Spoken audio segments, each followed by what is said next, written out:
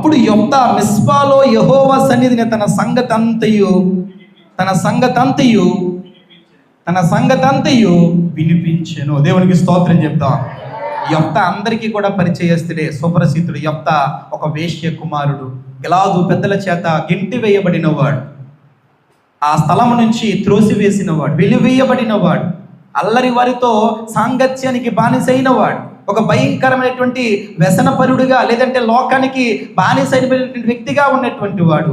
ఆ వ్యక్తి దగ్గరికి ఏమొచ్చిందో తెలుసా? ఎవరైతే త్రోసివేశారో, ఎవరైతే గెంటేశారో వారే వచ్చి, అయ్యా మీరు మాకు న్యాయాధిపతిగా ఉండండి అన్నప్పుడు ఆ వ్యక్తి వెంటనే వెళ్ళిపోలేదండి. యొప్తా గారు ఏం చేశారో తెలుసా? మిస్పాలో వెళ్ళి దేవుని మందిరంలో సంగతులన్నీ చెప్పాడట. దేవునికి స్తోత్రం చెప్తా.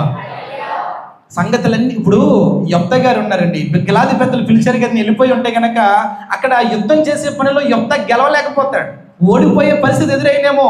కానీ గెలవాలనే ఆసక్తి ఉన్నవాడు ఎప్పుడు కూడా దేవుని మందిరానికి వస్తాడండి. నిలవబడే ఆలోచన కలిగిన వాడు దేవుని మందిరంలో ఉంటాడు. ఓడిపోకూడదు, ఖచ్చితంగా నేను గెలవాలనే ఆసక్తిగా ఉన్నాడు. కాబట్టి ఇప్పుడు యెహోవా మందిరానికి ఎందుకు వెళ్ళాడు, మిస్పాలోకి ఎందుకు వెళ్ళాడు యొప్తా అంటే, ఆయన అన్ని సంగతులు చెప్పుకున్నాడు. అయ్యా ఇలా నన్ను గెంటేశారు, బయటకు వచ్చాను, లోకంలో కొన్ని పనులు చేశాను, అవి తప్పుడు పనులు, పాపం పనులు, ఏ పనులు నాకు తెలియదు అని దేవుడి సన్నిధానంలో అన్ని సంగతులు చెప్పుకున్నాడండి. అన్ని సంగతులు చెప్పుకుని, అయ్యా నువ్వు వస్తానంటేనే నేను వెళ్తానయ్యా, లేకపోతే నేను వెళ్ళను అని దేవుడికి, ప్రియమైన దేవుని బిడ్డరా, ప్రతి విషయాన్ని చెప్పుకోవడం ద్వారా యొప్తా వారి గిలాదు పెద్దల దగ్గరికి వెళ్ళి అక్కడ యుద్ధముకి వెళ్ళినప్పుడు యుద్ధంలో ఘనమైన విజయాన్ని పొందుకున్నాడండి. దేవునికి స్తోత్రం చెప్తాం. సంగతులన్నీ చెప్పాలండి, ప్రతి విషయాన్ని చెప్పాలి.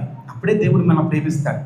మన కాన్సెప్ట్ ఎలా ఉండాలంటే, ఈ ఉదయం నుంచి సాయంత్రం వరకు నువ్వే చేసినా, ఒకవేళ తప్పు చేసినా, లేదంటే కంటితోనైనా నోటితోనైనా ఏ రకంగా నువ్వు తప్పుడు మాటలు మాట్లాడినా దేవుడి మందిరానికి వచ్చేలా అవి ఖచ్చితంగా నువ్వు దేవుడి మందిరంలో ఈ మాట చెప్పాలిగా, నేను తప్పు చేస్తే నన్ను క్షమించని. ఏ తప్పు అయితే నువ్వు చేసావో తప్పుని నువ్వు అడగగలిగితే ఆయన ప్రేమిస్తాడు. ప్రేమించాడు అని అంటే ఆయన ఆశీర్వదిస్తాడండి. ఆయన ప్రేమించాడు అని అంటే నువ్వు దీవించబడ్డావు అని అర్థం. ఇక్కడ ద్వేషింపబడినటువంటి ఎవరు, యాకోబు గారి యొక్క సహోదరుడి యాసావు తనకు ఆస్తి, తన స్వాస్థ్యం అంతటిని కూడా దేవుడు చెల్లాచెదరు చేసేసాడు. కానీ యాకోబును ప్రేమించి స్థిరాస్తులుగా నిలవబెట్టాడు, 12 మంది గోత్రికలుగా పెట్టాడు, కొన్ని లక్షల జన సమూహంగా దేవుడు మార్చాడు. అదే గోత్రంలో నుంచి యేసుక్రీస్తు ప్రభువారు ఈ భూమి మీదకి వచ్చారు. దేవునికి స్తోత్రం చెప్తాం.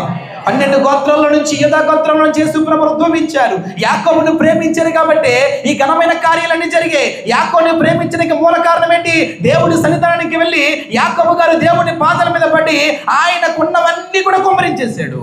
ప్రభు ఎదుట ఏది దాయకుండా ఉన్నాడండి. ప్రతి విషయాన్ని కూడా చెప్పేశాడు. కుమ్మరించడము ద్వారా యాకోబు బ్రతుకు మార్చడానికి మొదటి మెట్టిగా ఉంది. దేవునికి స్తోత్రం చెప్దాం. యాకోబు గారు నిలవబడటానికి, యాకోబు గారు గెలుపొందడానికి, ఇటు మనుషులలోనూ దేవునిచే గెలవడానికి ప్రధాన కారణం ఏంటంటే, దేవుని చేత ప్రేమించబడడానికి ప్రధానమైన కారణం ఏంటంటే, దేవుడి సన్నిధానంలో ఆయన కుమ్మరించేటువంటి వాడిగా ఉన్నాడు. దేవునికి స్తోత్రం చెప్దాం. నీవు కూడా కుమ్మరించగలిగితే, ఈ ఉపవాస ప్రార్థనలో నేర్చుకోవాల్సిన పాఠం ఏంటో తెలుసా?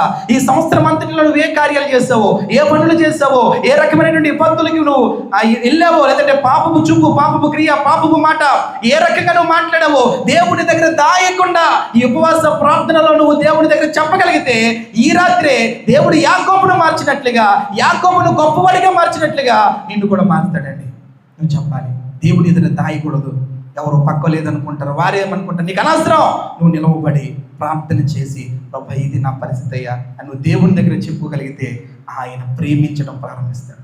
ఆయన నిన్ను ప్రేమిస్తాడు, ఆయన నిన్నే ప్రేమిస్తాడు. ఆయన ప్రేమించాడు అని అంటే గెలుపు నీ సొంతం అవుతుంది. దేవునికి స్తోత్రం చెప్దాం.